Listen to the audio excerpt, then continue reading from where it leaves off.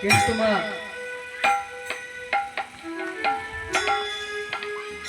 প্রভু রামচন্দ্র যখন এমন ভাবে লক্ষ্মণকে বক্ষে করে যাচ্ছেন,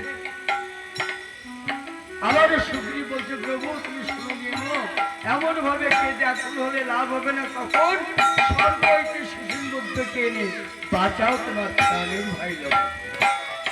জয় রাম। কি বলেন? স্বর্গ হইতে শিশুর মধ্যে এনে তোমার প্রাণের ভাই লক্ষ্মণকে তুমি বাঁচাবার ব্যবস্থা করো। কিন্তু ভগবানের রামচন্দ্র বললেন, কে আমার বান্ধব আছে স্বর্গ হইতে শিশুর মধ্যে এনে আমার প্রাণের ভাই লক্ষ্মণকে বাঁচাবে?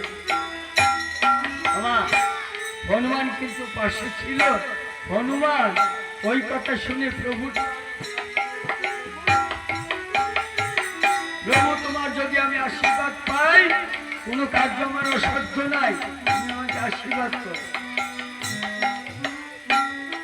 প্রভু রামচন্দ্র তখন হনুমানের মস্তকে হস্ত দিয়ে আশীর্বাদ করে বললেন, হয়ে পবন নন্দন, শীঘ্র করে তুমি করো গমন। প্রভু রামচন্দ্র যখন হনুমানকে আশীর্বাদ করে বললেন, এইদিকে সকলে হনুমানকে ডেকে বলছে, কি বলছে? ভবিষ্যৎ বলুন, সবাই মিলে বলুন। ওরে বিরহে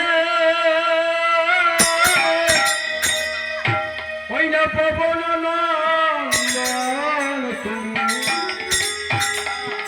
তুমি আসিও